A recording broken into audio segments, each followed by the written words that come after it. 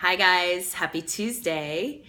So, last week we started talking about the 5 big steps it takes to really follow and pursue your professional purpose.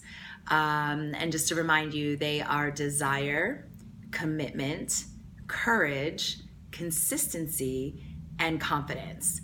So last week we talked about courage, right? Knowing what it is that you want to do and what it is that you are meant to be doing every day.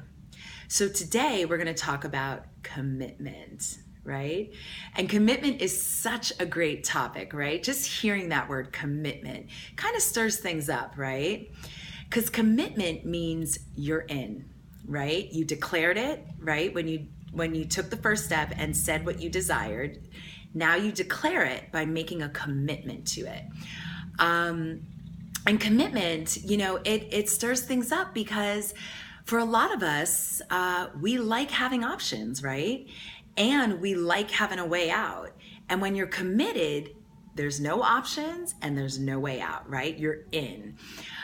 So when it comes to finding and achieving your professional purpose, commitment is the second step because it means this is how you're going to follow the path of your professional purpose. You're in, right?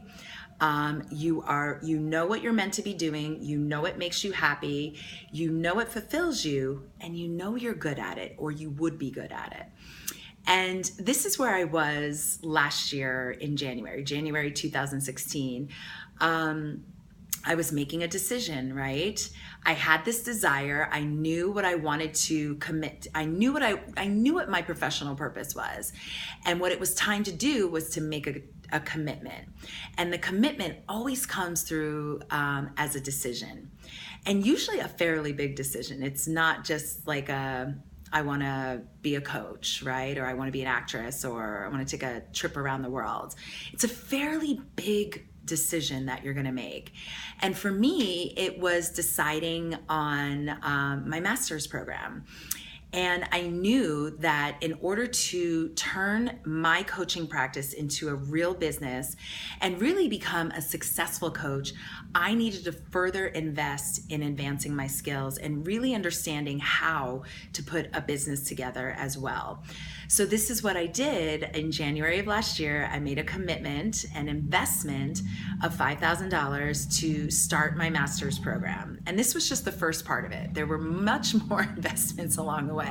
And this was the first one. And this was the commitment where it was kind of the no turning back, right? It was the turning point where I'm in. I'm declaring what I want, right? I said my desire, I want to be a coach. And I'm making the commitment through an investment. I'm putting my skin in the game. And what's really cool about that is, like I said, commitment takes a fairly big decision. So you're following your professional purpose when you make one of these big decisions, like going back to school, right? You might be in your 30s or 40s, and to go back to school is kind of wild, right? Or maybe it's a certification or training program that is complementary to what you already do, and to take that up to the next level, it might be some sort of certification or training program.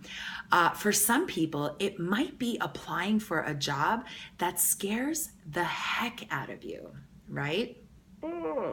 Or it means switching industries, right? I have a couple of clients going through that right now. Or it can mean taking the leap of faith and finally starting your own business. Or it can be making an investment in a different way, right? Taking a job that pays little to nothing, right? And I know a lot of people who have done this, some of my clients included, where they took a job with a startup and won big time, right?